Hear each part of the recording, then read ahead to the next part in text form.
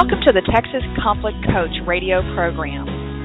If you have ever experienced or engaged in destructive or unresolved conflict, then you know it leads to broken relationships, distrust, and damaging results. Our program will help you manage and resolve conflict effectively with strategies, valuable resources, and support.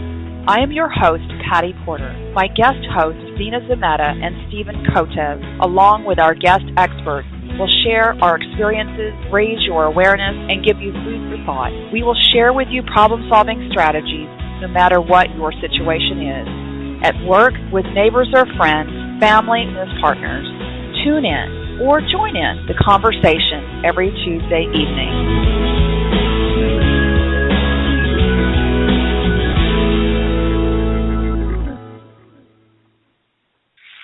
Hello, this is Zena Zumeta, your guest host. Our program today is Graduate Student Stressors, Resolving Conflict and Meeting Expectations. The University of Michigan's Rackham School of Graduate Studies has created a position of Resolution Officer, which is responsible for assisting graduate students and faculty members who have issues and conflicts with each other to resolve those conflicts. The Resolution Officer works directly with both faculty and students and also facilitates conversations between them and mediates. Her job includes direct counseling and help for students as well. Joining me is Darlene Ray Johnson. Darlene has been employed in higher education for 35 years. She's served as a student affairs professional at the University of Michigan for 27 years. She currently serves as Graduate Student Affairs Officer and Resolution Officer in the Dean's Office at Rackham Graduate School. Her professional areas of expertise include social justice mediation, dispute resolution, conflict management, and diversity issues.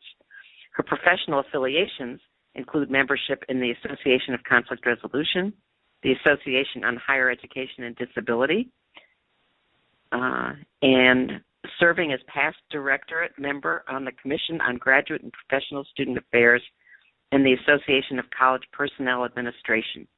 She received her master's degree from Western Michigan University in Counseling and College Student Personnel Administration. Honors include Woman of the Year Leadership Award by the University of Michigan Women of Color Task Force and Council for Disability Concerns Certificate of Appreciation for efforts to promote equal opportunities for people with disabilities at the University of Michigan.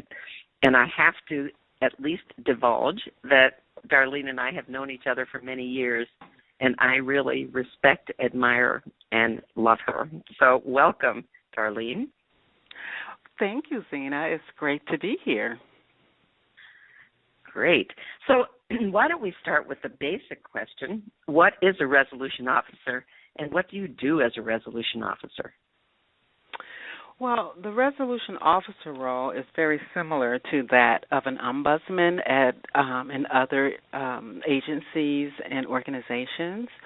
And the function of this role is to provide a safe and neutral space where students, and I also serve postdocs, can come to confidentially discuss and receive guidance pertaining to problems, concerns, or any issues they may be having here at the university. Okay. So what kinds of processes do you use? So my main goal is to really help students sort of understand their rights and responsibilities through university or programmatic policy. I also conduct formal and informal investigations into concerns and complaints. I also assist with mediation, some conflict coaching, and active listening and directive questioning. Okay. So you're really trying to understand what their issues are. You're going over those issues with them, and then what do you do once you figure out what the issues are? So once I figure out the issues, I really help the student think about options for resolving it.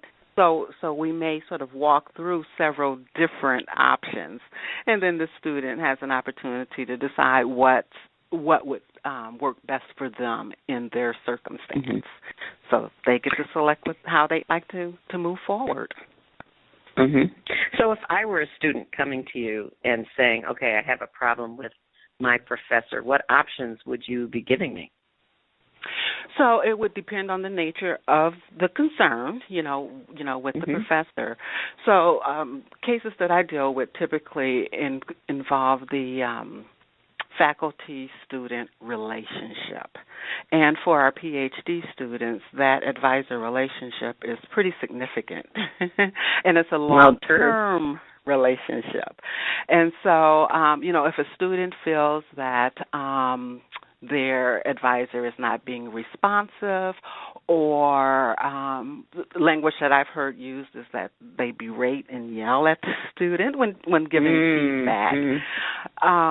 So we might sort of talk about this and try to identify the type of mentorship that would be a good fit for the student, and then also how to have a constructive conversation with that advisor in terms of trying to improve that relationship and improve the treatment. Mm-hmm.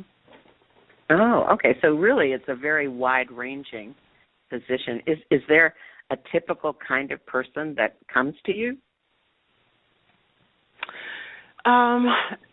I would say no, that my student issues are quite atypical. But, I will go with the example that we've been using. So if we have a PhD student who is, having difficulties in the relationship with their advisor, again, we would really kind of talk through what the concerns are, what it is, about the relationship that's concerning them, and then to sort of talk about issues that will sort of help them decide how they'd like to move forward. What I'd like to add is that a typical student does not want to go through any kind of formal process, such as we have a dispute resolution process. And so many students feel that that's adversarial, and they really, their preference would be to resolve the issue more informally and to have the conversation themselves. Mm-hmm. Mm-hmm. So you do a lot of coaching. Of students. I do. I certainly do. So, after understanding what the issue might be for the student, I certainly check in with them about how they'd like to resolve it. And for those students who says, well, I'd like to have the conversation myself, so then we would begin to sort of talk about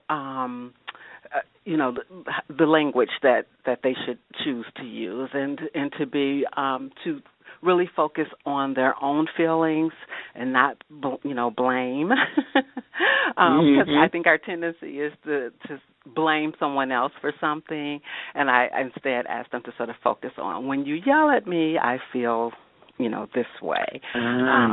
Nice. Oh, that's great.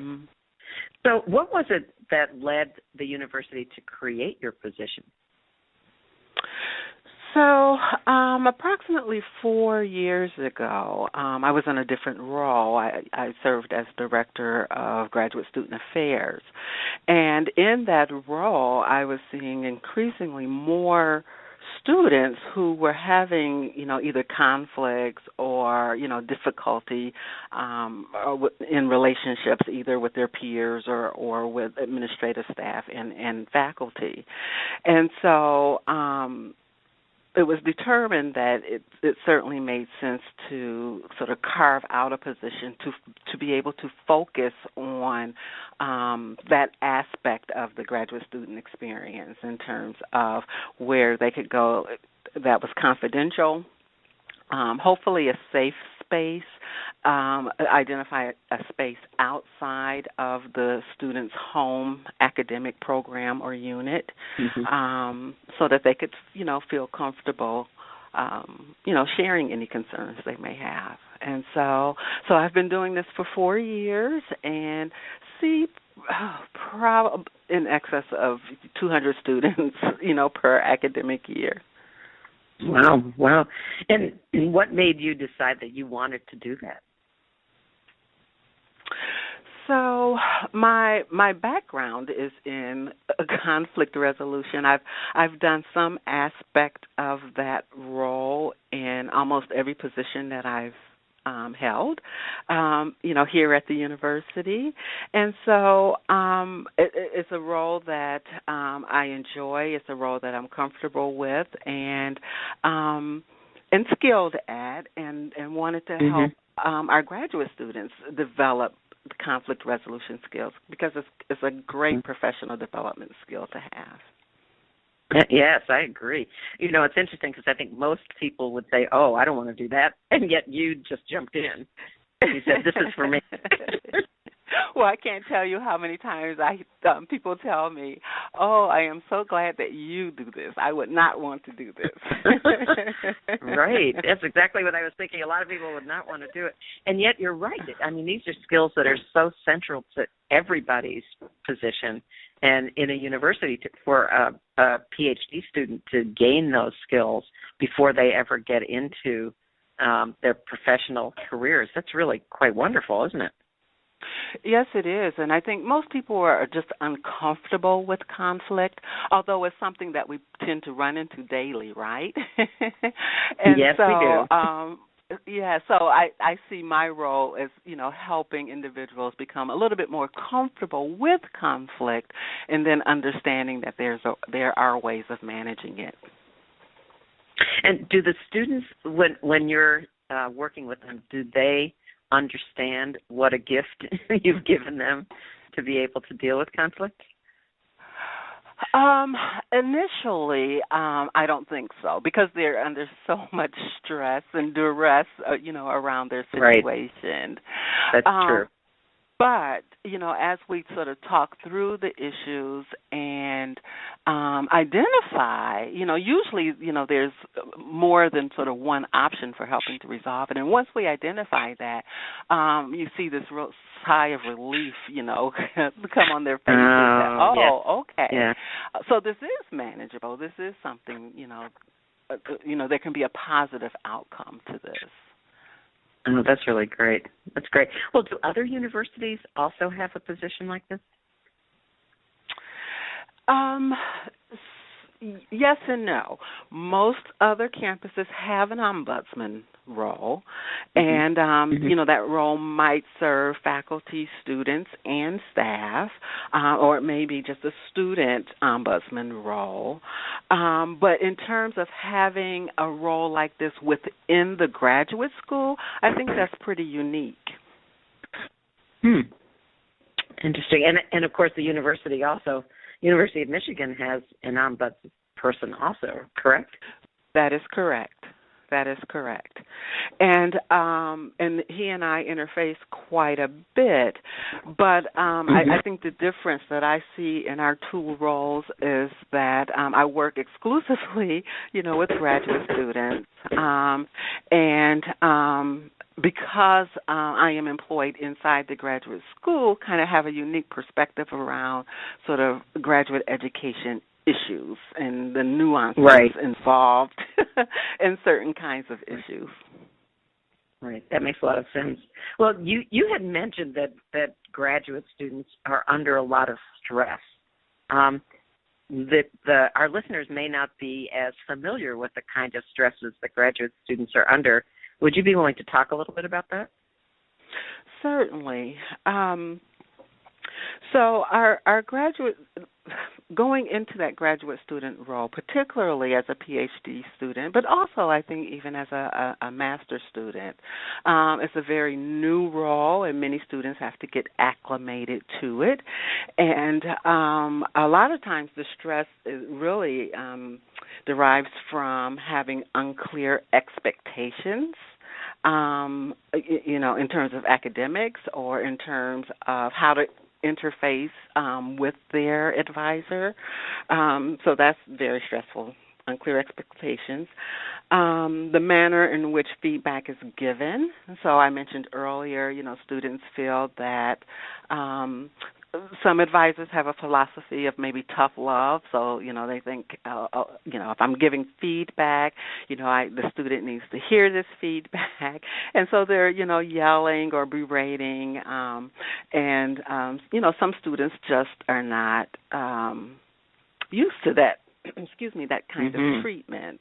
I think about our millennials especially. That's a real different way to receive feedback. And then and then our students sometimes feel that their advisor is not responsive. So, they may be waiting for feedback on a draft of a manuscript or something, and they're just not getting feedback from their advisor. So then they do a lot of sort of self-talk about what does that mean, and sometimes they may think that, they're not performing up to the advisor's expectations, et cetera. And so a lot of the stress they kind of bring up on themselves because they haven't checked in with the advisor about what's really going on.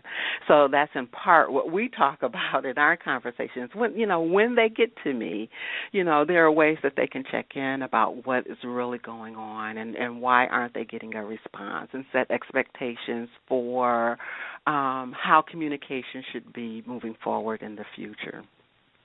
Mm-hmm. And you had mentioned that the advisor-student relationship is really critical. Can you describe for our listeners who may not be familiar with that relationship, what's so critical about it?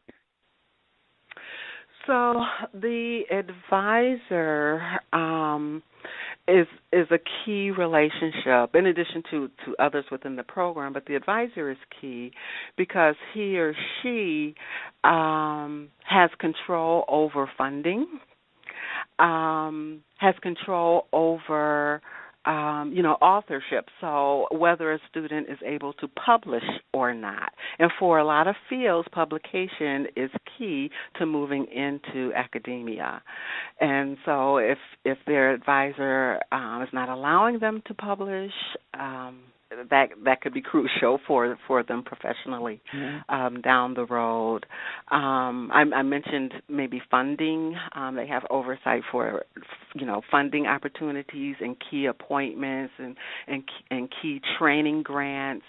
And so if you don't have a really sort of positive relationship, you may be overlooked for certain opportunities. So that you're right. That sounds very critical. Well, let me remind everyone that you are listening to the Texas Conflict Coach Blog Talk radio program, and we're talking about graduate student stressors, resolving conflict and meeting expectations with Darlene Ray Johnson of the University of Michigan. So, Darlene, I'm wondering if there are any stories that you can tell us that would help us to sort of get a picture of what's going on with both the students and your interaction with them. Certainly. One story that comes to mind involves a PhD student who was having difficulty in the lab. And a lot of our students have sort of research responsibilities, and so that the experience in the lab is crucial. And there was a lab manager who also happened to be the student's advisor's spouse. So it was a very sort of complicated professional relationship, and the student felt that the lab monitor was treating her unfair, wasn't giving her access to lab equipment, that this lab manager didn't like her. And so, and she also felt that she couldn't share her concerns with her advisor because of their relationship. Wow. So she came to me and she says, I don't know, what to expect that you'll be able to do about this, but this is my situation. And so, I did suggest to her, I said, maybe mediation might be a way to kind of share, your concerns and, be able to hear, from her perspective what's going on. And so then there was the question about whether to involve the advisor or not. And ultimately, the mediation did include the advisor, the lab monitor, and myself. And I'm sorry? And that's really interesting because that must have been difficult for you to approach the advisor saying your spouse is a problem. Well, I know you didn't say it that way. No, I didn't. But the interesting thing was, in terms of determining whether the advisor should be included in that mediated session, was that he was aware. I don't know how, but he was aware that there were some tensions there, between the lab monitor and this student, that he was very supportive of the student and he wanted to be helpful. How wonderful. The student wasn't great. aware of this, nor was the lab monitor. And so, I think an outgrowth of that mediated session was that it was a total misunderstanding, that the student was sort of misreading the treatment that she was receiving by the lab monitor. And that the lab monitor was really trying to, give her space, to develop. And, so by the end of the mediation, there really was some clarity around what I think this, how the student misinterpreted treatment by the lab monitor. Oh, so that sounds like a wonderful mediation and a wonderful ending as well. Any other stories that you can tell us?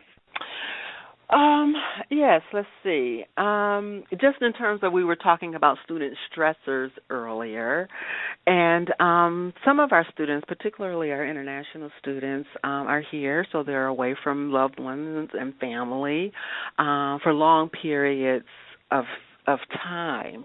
And so I remember a situation with an international student who was just stressed out and felt that they needed some time away, and had an advisor who was sort of very strict and directive about being in the lab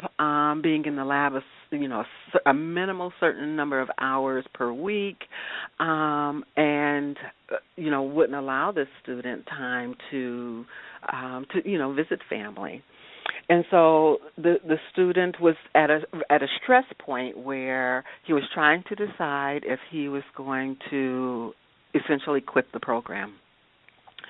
And so he and I sort of talked through the issues, the concerns. I wanted to find out if he felt comfortable, having a conversation with the advisor, about his concerns and why the need to get away, and maybe they could sort of come to some kind of compromise about the amount of time away, if there were certain things that he could do either upon his return or before he left. So, we were able to talk through all of those issues. And then, another option for our PhD students is that they can take a leave of absence, for a period of time. And it's certainly a right that they can, request. And ultimately, the student, decided to take the leave, was able to, go visit family, and then return and finished his program. Oh, that's wonderful. So really, you were able to talk about options he didn't even know existed.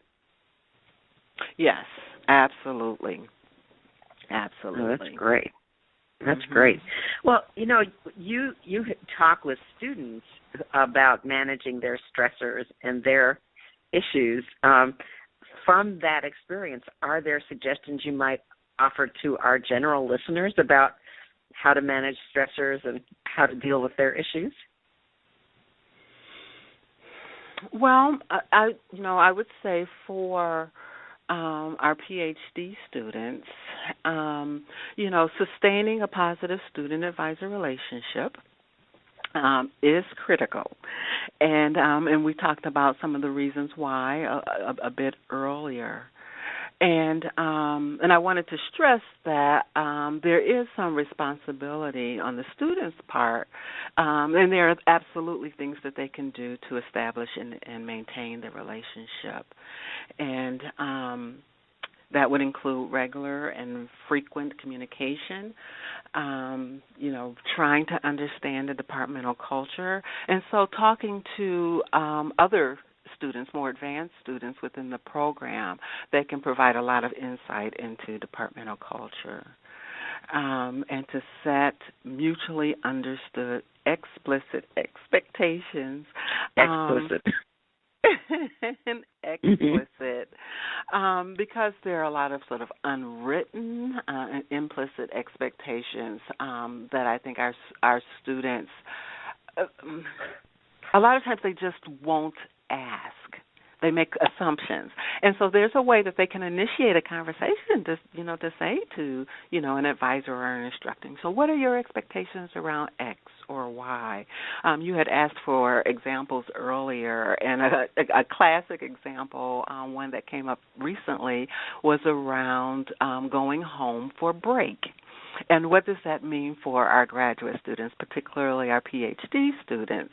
And the expectation might be that they're, working in the lab, that they don't get a traditional sort of break like other students. And so students could ask that sort of early on, but I can't tell you how many students are caught off guard and, had made plans to go, visit family or, take a vacation, only to be told, no, the expectation is that you're here in the lab. we have deadlines to meet, for our grant or whatever. So having a conversation early on about those kinds of things. To think about conflict in a preemptive, proactive way. And if it arises, and inevitably it will, to address it immediately. Don't let it fester on and on. I also encourage, listeners to learn an interest-based approach to conflict resolution. That's a very specific motto of conflict resolution, and I use it quite a bit and have found it to be quite helpful. And I think any listeners who have been listening to this program have certainly heard about that from Patty and her guests for however long they've been listening. Well, the kinds of suggestions that you're making for PhD students really are quite generalizable. The regular and frequent communication with whoever you're working with, the understanding the culture of whatever organization that you're in and asking people about it, understanding it. I loved when you said the setting explicit expectations, because I think in every kind of work that we do, we kind of implicitly think we understand what's going on, forget that we have to actually make those things explicit or it doesn't count. and then when conflicts arise, actually dealing with them. So, yeah, I think those are great suggestions for everyone, not just for your PhD students. Well, we're coming towards the end of our time, and as our listeners know, we ask our guests if they have suggestions, if anyone is interested in this area, what would you suggest that they do to either understand it a little bit better or do some readings? Any suggestions? Yes, I think that there lots of materials out there on conflict resolution in general.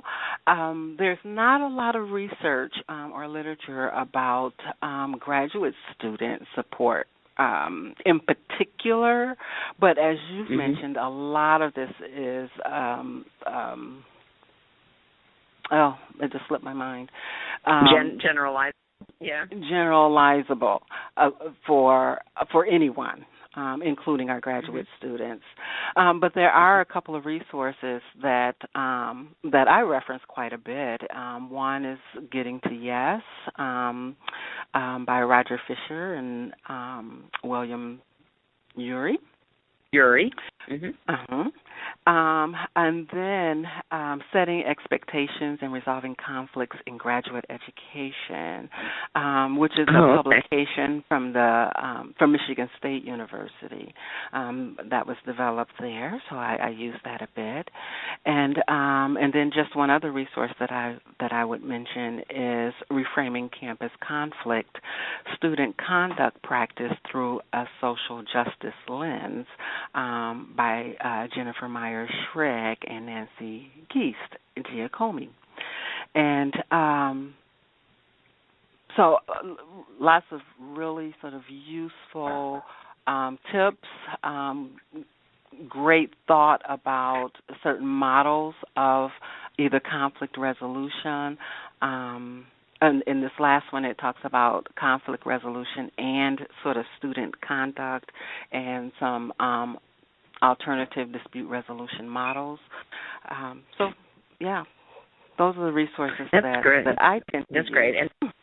And all of these resources are on the program page for the Blog Talk Radio program, today's program. So if anyone didn't write that down fast enough, you can go online and pick those up. And Darlene, I'm wondering if you have any final message that you would want to leave with our listeners. Certainly. One matter that I think about quite a bit is that our tendency as humans to avoid conflict. And while avoiding conflict might reduce stress in the short term, in the long term, it only creates problems and usually leads to the escalation of conflict. And so the cost of avoiding conflict may lead to apathy, anger, or other negative emotions, and decreased productivity. And you could probably hear that in some of the examples that I cited today with our students in terms of even absolutely thinking about quitting the program. But avoidance can also lead to reoccurrence of the conflict, of the incident leading to the conflict. So effective conflict management skills strengthen relationships, solves problems more productively and amicably, reduces tension and stress, encourages open communication and cooperation. And so I just wanted to stress that. Great. That's great. That's great. Really, you're talking about it as a core competency, that this is really something that is really important for professionals. Exactly. That's great. Well, I can't thank you enough. I'm sorry, did you have something to add?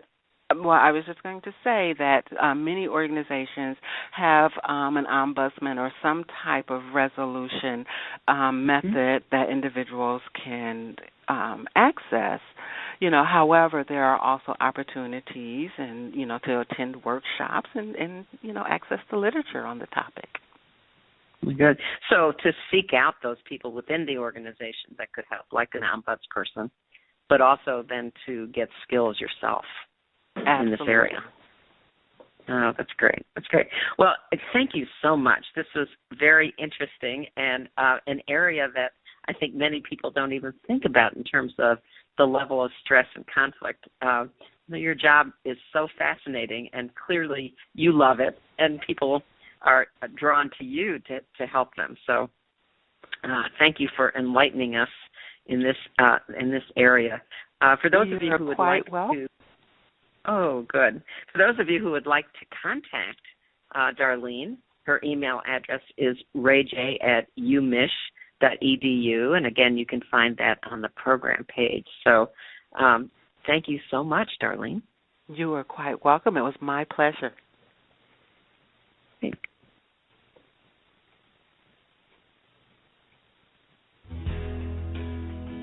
Thank you for listening to the Texas Conflict Coach. We hope you enjoyed the program. You can find all of our podcasts archived to listen at your convenience at texasconflictcoach.com or download the podcast at iTunes or Stitcher Radio. You can also become a Facebook fan of Conflict Connections or Twitter me at TX Conflict Coach.